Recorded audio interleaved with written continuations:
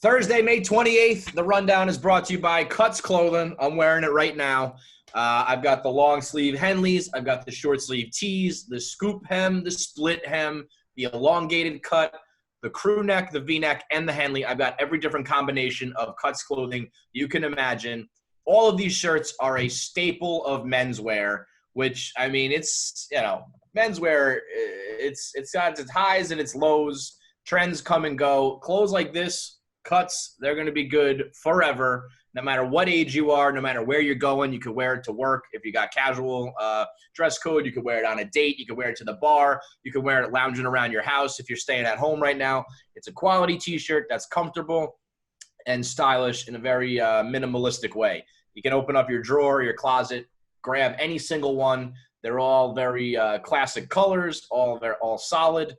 So you never really have to worry. All you do is you pick your collar, your cut, and your color, and you've got a whole wardrobe for any situation. Athletes wear them, entrepreneurs, all the Barstool guys. We're all wearing Cuts these days. And you can get 20% off your first order when you go to cutsclothing.com/rundown. That's cutsclothing.com/rundown for 20% off the only shirt worth wearing. Brandon's back in. Davey Boardroom is wheeling and dealing, making moves. And look at Dan Katz with the freshest fucking haircut. I mean, and a dye. And I got a dye. You got a dye. You dye all of them, though. I got dye more. I was just saying to Brandon, I'm wearing the hat because I can't even fucking control the hair anymore. I got a guy if you need one. Feldman. Corey Feldman. Jesus Christ. Well, it looked like when you dropped it down just then, it looked like a very malcontent actor from the 80s. Yeah, I got a guy, Kevin. I got a guy. Yeah, but you know me. You got a guy. I got a girl. If I do that, I'll end up fucking dead in a ditch. Yeah, but my guy's giving. I mean, like I say, it was like a drug deal. I showed up. I went in a back door, and it was just me and my barber. We both had masks, gloves on, everything. Didn't touch the beard. Couldn't touch the face. Just cut the hair. Boom, in and out. Which one had the long hair? Corey Feldman or Corey Haim? I'll be honest, I don't know. Okay, sorry. Either way, it plays. I get it. I understand what you're going for. I had somebody come, they cut my kid's hair in the backyard. So I feel like everyone's kind of going a little rogue and doing some haircuts here and there. It's just wild that you're probably the only person that I know, like adult-wise, who's gotten a haircut in months. Did it cost you extra? It was – so he's struggling because it's like shit's just fucked. And he was saying that, his landlord – keeps asking for rent, and it's like I can't do it. So I gave him double, and I also hooked him up with Hank. Hank went as well. So it really is like a drug dealer. You're now gonna like supply this guy, Yeah, Hank was like, "You got a guy?" I was like, "Yeah, I got a guy. Here's his number. Hit him up." What if it was a terrible job? Well, I've been getting my hair cut from him. So this is your regular guy. Yeah. His I shop thought you is found closed. But he takes one person appointments only. I do think the bar for haircuts is going to be lower now. Like you say, if it's a bad haircut or not, people are just going to accept bad haircuts over the next month. It's cut. Yeah. I think you're saying that because you cut your own hair and you're hoping that, Brandon. Brandon Walker looks like he's in like Sling Blade or something with that haircut. I got a haircut. I couldn't take it anymore. It was too long. I know. It doesn't look good. Nope. I'm fine. Hey guys, we're all getting bad haircuts, right? Everybody's ugly now, huh? Join the club, guys. Your ears are going to stick out too. It does suck so bad that there's a lot of obviously very bad things with this pandemic, but on the bottom of the list, the very bottom of the list, but it is on the list, is how hot like guys who aren't usually attractive like myself look with a mask and sunglasses on. Cover up that mug, dude. Cover that face up. It would have been the summer of fat boys, ugly boys, whatever you want to call it. We would have been thriving. I mean, I think you still will see a decent amount of that for a little while longer. Yeah. You think that's on the list? I mean, no. You look good if you can, dude. I mean, he's not wrong. When you cover up your face, if you have an ugly face, you get to cover it up, and that's normal. Hey, we're all, I don't know, Dave. You just look like an alt-right dude who's hanging out on the City Hall steps right now with an AK-47 hanging across your chest. That's what you look like. Yeah, look at that. Guess what? Dan's hot. I swear Dan's hot. I promise he has a super hot face under there. Dude, I'm so hot right now. You don't even know. I have the perfectly symmetrical face. Can't You look like show the back of your shirt says "Don't tread on me." Yeah. You look like a guy who like takes those prom pictures with his daughter where he like holds a gun up to her date. That's you, right? Yeah. Like, look at the happy couple. All right, let's get into the topics of the day. It's one of those weird days where it's like there's some seriously heavy subject matter going on, but also there's some very unintentionally funny shit occurring. Target Jennifer getting absolutely blasted in the face with this fire extinguisher. She got a knife! She got a knife! After just sitting at a back door trying to like fucking stab people. She's stabbing people! As well as, I mean, the guy stealing the mannequin. Oh, that mother got the mannequin. What you gonna do with the mannequin, bro? This nigga took the mannequin out that bitch. There you go, bro. Hey, that's what I'm talking about, bro. That nigga got something. The dude who's smoking a blunt, ready to fight the guy with the umbrella. There's a lot of shit going on that's captured on camera these days. That's just like, holy shit. Again, it's all coming from a pretty dark place, and you wish none of this was happening. But, man, if you can't admit that there's some humor in that guy just, pow, right to the fucking face. The wheelchair lady was a legitimate WWF hardcore match from the summer of 1999. That just needed Al Snow and Mick Foley. That's all it needed. Because the fire extinguisher to the face, the only place I've ever seen it is in the WWF. And that was a solid, like, 5 Mississippi. It wasn't just like It was like. That was everything that extinguisher had. Fire extinguishers, I lit one off for Barstool Sports advisors, and I barely touched it, and the room was just covered in that stuff. And yeah, I don't think – we had 2 people call up CCK and who had both been blasted with a fire extinguisher.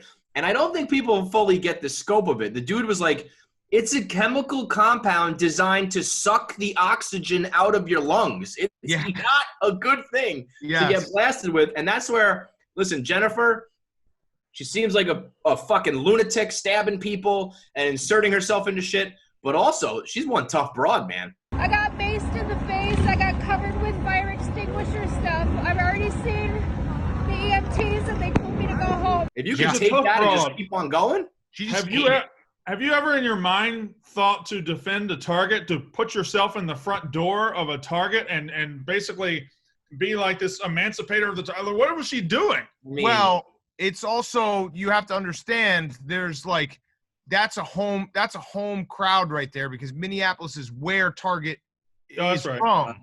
So it's like, I think there's a weird, like, normally I would totally agree defending a Target is absolutely bonkers. But if there ever were a place where people would be like, no, this is my Target, it would be Minneapolis. That's all. This was like an Alabama fan chaining herself to the Nick Saban statue. Right. Or someone should have been protecting the trees when Harvey Updike showed up. Mm-hmm. I mean, the rumor floating around that she's 30 years old is just – What kind of rumor is that? Like, what are we talking about? That's clearly an older lady in the wheelchair. Who started this rumor that she's 30 years old? She did. She's like, she loves real it. She's shame like, is, hey, I'm the big winner of this shit right here. Yeah. I bet you she's younger than you think, but there's just no way on God's green earth that woman's 30 years old. I need like somebody to debunk this or find out the truth. It's only a matter of time. I'm going to say, though, that she's like low 40s when she looks like she's like 60. It's truly one of those things that nobody looks good in that video, but that's just one of the more surreal videos. You've got a lady in a wheelchair, and you see her blasted in the face. That's terrible. That shouldn't happen, but she was stabbing people. I mean, the whole thing, there's nobody looking good out of this whole mess. No, and in general, I mean, looting and rioting is stupid always, but obviously it's in response to a crazy injustice. So the whole thing's just a fucking mess. There's no winners when shit gets bad like this.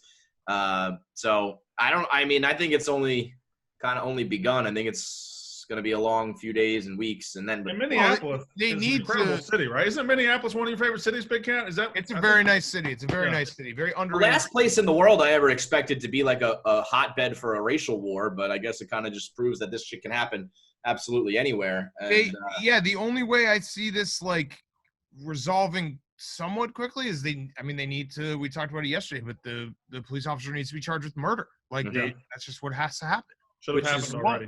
It's crazy that it's like even in question, but yeah, I mean, hopefully that happens and things calm down. But until then, I mean, just buckle the fuck up.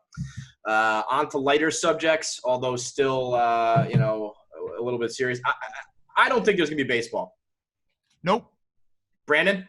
I think we're going to get right to the point where we think there's not going to be baseball and there's going to be a miracle. I do believe there will be baseball. I think it would be league suicide to not have baseball with a fan base and a group of Americans that want sports and need sports so bad to spit in our fucking face over some money. I know it's millionaires against billionaires, but baseball can't make that mistake. They just can't do it. Oh, fuck you! Well, fuck you too!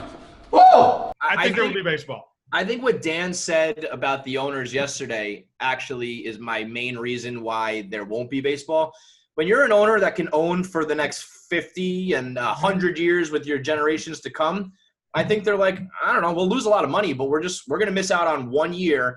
You're going to miss out on like the prime of your career. We can deal with this because we've got 60 years to go. And I just don't think they're the type.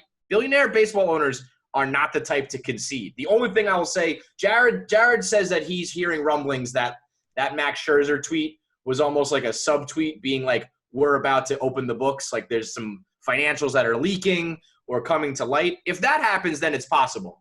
But if the owners can keep their negotiation leverage and keep their shit behind closed doors, I don't see them conceding at all. But the fact that the owners even would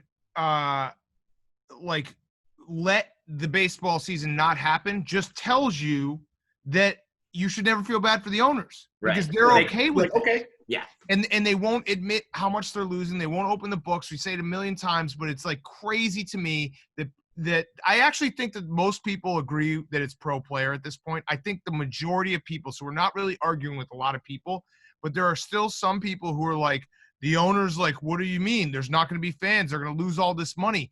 Dude, they won't say how much money they're losing because they probably aren't losing that much money. Or if they are, I mean, they might be losing a couple $100 million, but if you're a bajillionaire and you can kind of, absorb that, it's like no big deal. But like, and I know that the numbers get thrown around because the owners are clearly trying to work the media where it's like someone called into the Yak today and was like, well, Tom Ricketts, there was a report that without fans, the Cubs will lose 70% of their revenue. It's like, well, first of all, bullshit. Second of all, what is it 70% of? Mm-hmm. Mm-hmm. If it's 70% of $2 billion, which I'm not saying it is, it's like that's still you can still pay the players. Like it's so not knowing what the 100% is means that when you throw out all these numbers, it doesn't mean anything. It does seem. It seems weird to me. I mean, I don't know how the business world works in this regard, but like they get to keep that shit under lock and key, like totally. There's no sort of public disclosure. There's no sort of. It's because baseball is not obviously they're not a revenue split like NFL or NBA, right. And it's by design. There's all the localized deals, localized television deals, all those things. So each team can. I mean, it's what the franchises that make a lot of money want because they can make all their money and not have to split everything. Right. But it is crazy that they can basically not say how much money they're losing. And also at the same time be like, but let's split this money. That's the part that's crazy. Like you're saying to someone, if I said to you, Kevin, like, hey, you know what? Let's split this 50-50, but just trust me that I'm telling you how much money I'm making. Like, don't worry, just trust me. Yeah. Why would anyone take that deal? No. Well, the owners also know something. They know something that has bared itself out time and time again in baseball. The players will ultimately eat the fans' disdain. They're the ones that's going to think that's right now. I think that's wrong. Dan, but right now, everybody on social media is on the players' side. But ultimately, when they return to the field, the players will get the boos. The players will get everything from the fans. It trickles down. The owners can hide. The players can't, Dan. I understand, but I think there has been a shift in the tide in the last 10 to 15 years where people understand the elements that are at play here. And there is people are a lot more conscious of the fact that it's not on the players, it's on the owners in this case. And the players have already signed a deal that they were going to do prorated. Why would they renegotiate that? And not only that, but you remember the argument that used to be said when, like, I don't know, 20 years ago, that everyone used to say, like, well, it's millionaires playing a kid's game. Yeah. I feel like that argument has changed a little because people realize, like, you know what? It's not millionaires playing a kid's game. It's fucking the 0.00001% of society being so much better at a given thing than everyone else. And it's not like, oh, we could just throw someone out there and they'll be like, these are elite athletes that not everyone can do. And they're compensated for that. Which is fine. But we are at the beginning of this, presumably. And as we go further along, the owners are experts at twisting this and making the players look bad. I'm telling you, you're dealing with 30 billionaires. You're dealing with 30 billionaires who are assholes, and they are experts at this. Now, I hope they play. Brandon, look at the media, though. The media in days past, the media would carry a lot more water for the owners, and the media, that's true. The owners would be able to plug right into the media and get their message out there. If you look at all the media, I don't even think the media is not on the owner's side. But I don't even know, like, if you're an owner, like, you're a billionaire, right? Mm-hmm. What happens if, like, all right, there's no baseball this year, and the public opinion is that you're the villains? What happens? What's like so bad for you that you can't, like, withstand this? No, there's not. There's not really like billionaires are good at staying billionaires. I would say that the answer to that is that the sport may suffer, and if the sport suffers, your asset suffers. Definitely. But it's like, I also think with the collective bargaining negotiation that would be coming in, like, I think it's like 2 years from now. I don't think anybody wants to set any bad precedents right now for the long-term financial ramifications. That's the other part. That's the other part that people are missing. When they sign a collective bargaining deal, like, so people are saying, well, it's unforeseen circumstances. There's no fans. Like, the players should have to realize that. What happens when they sign a CBA and halfway through the owners find a new revenue stream that kicks ass? Then the players don't get to go back to the negotiating table because there's an unforeseen thing that makes them the owners more money. Yeah. Right. Yeah, you mentioned precedent, and this thing's going to get so ugly because we're in unprecedented times as a society. But also, baseball has done this before. They've had work stoppages, they've had strikes, and they've always been able to come back from it. But this time, if instead of having baseball on the field, we have a league like the NBA and NHL that fill that gap for us and that come back and say, we've got our millionaires on the court and on the ice, and they don't. Baseball might not be able to live that down. Yeah.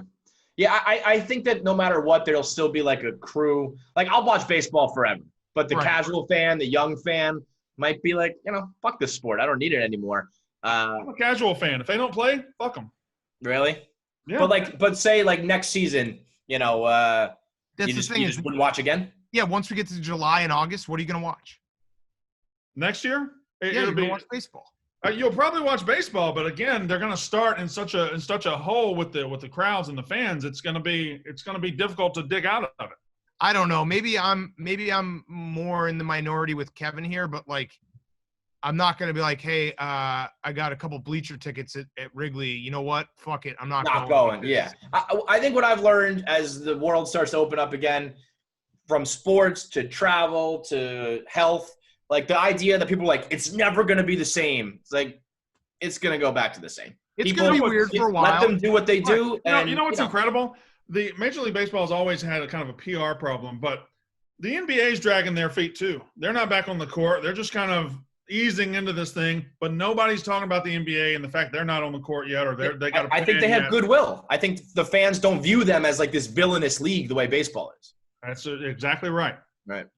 You saved me about 400 words there. I was going to get to that point, and you just shit all down my neck. Just tweeted it out. Sorry.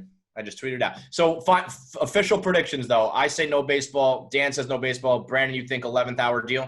I think 11th hour miracle deal. The cost is too great.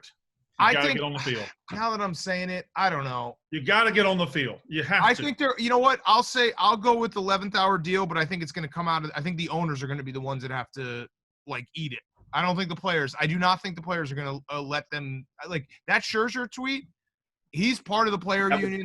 That was we are all lockstep here, because that's the ultimate worry, right? When they show the different structures, they're basically taking from the richest players, and it's not the guy – it's not Max Scherzer who's like, I'll take that, or I don't want to take that pay cut. It's the players that are making $1 million a year that are like, I need to get money. Right. I think if they're all unified, it's the owners, that's really what it comes down to, is if the players can stay unified in this, which I think Max Scherzer's tweet kind of showed, the owners are the one that's going to have to figure it out.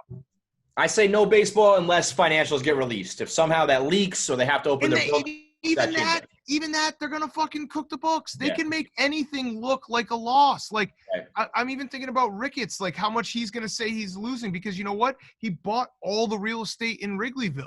So he will put that as like, you know, a huge loss when, like we've said, that's going to be a gain that will, like, buying all the real estate for is 100 years. 50-year, 100-year investment that will just make print money. Mm-hmm. As long as the Wilpons are out, that's all I care about. The second half of the rundown is brought to you by ExpressVPN. Doesn't matter if you're using incognito mode. It doesn't matter how careful you are with your internet searches and your information and your data. Every single website you've ever visited is it can be tracked by your internet provider. That's why we use ExpressVPN. That's why you should use ExpressVPN, because the internet service providers of the U.S. can legally sell your information to ad companies.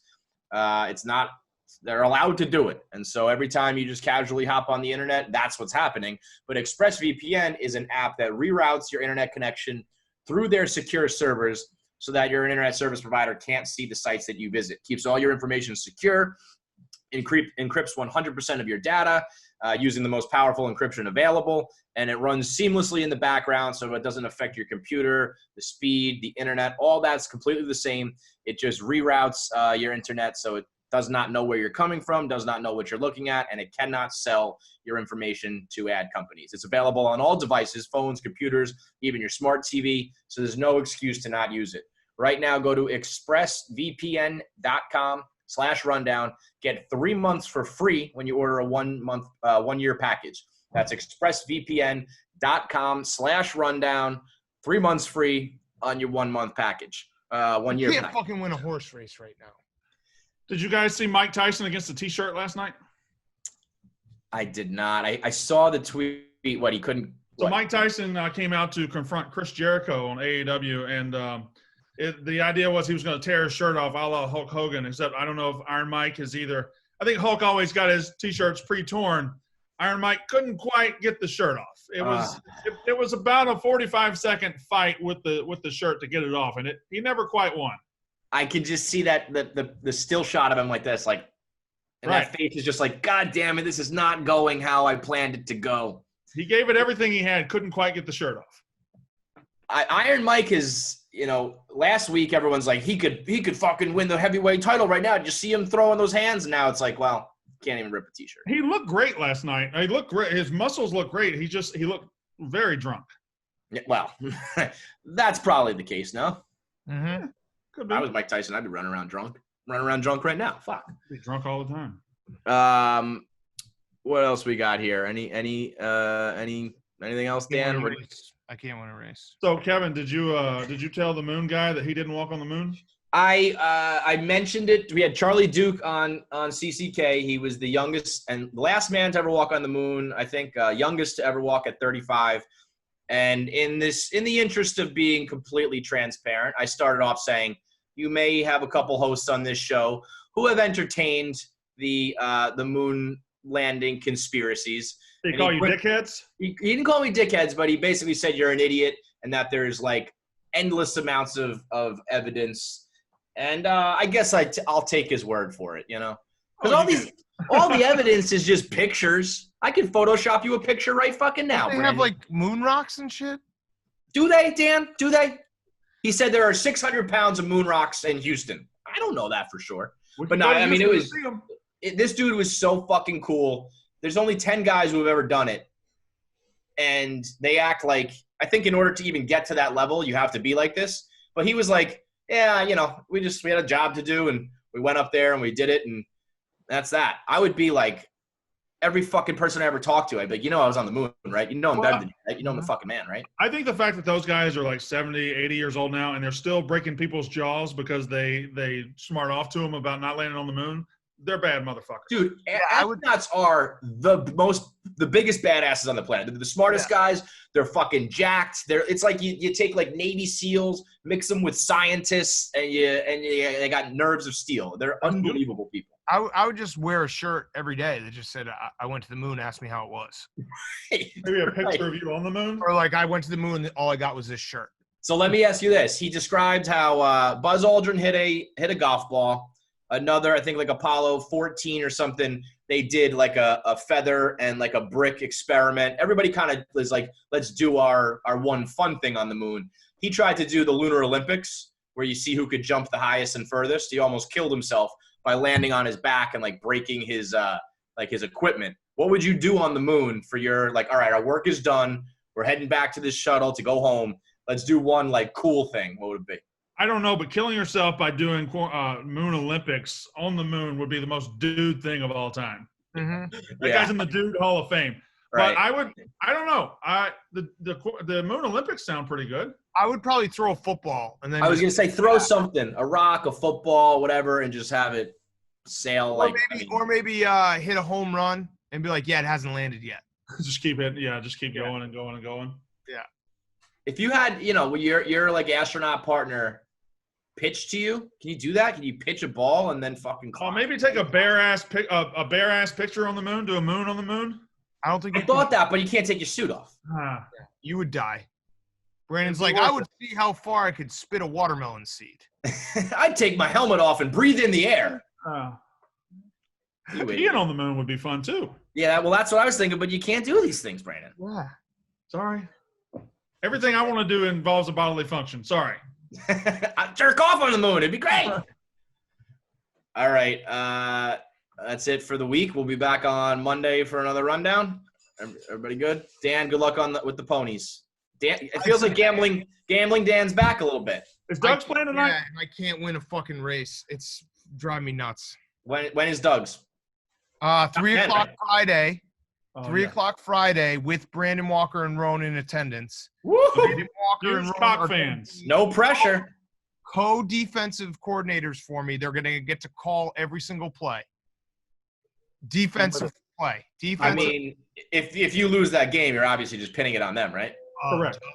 1,000%. Built-in excuse. All right. Catch you guys. All right. See ya.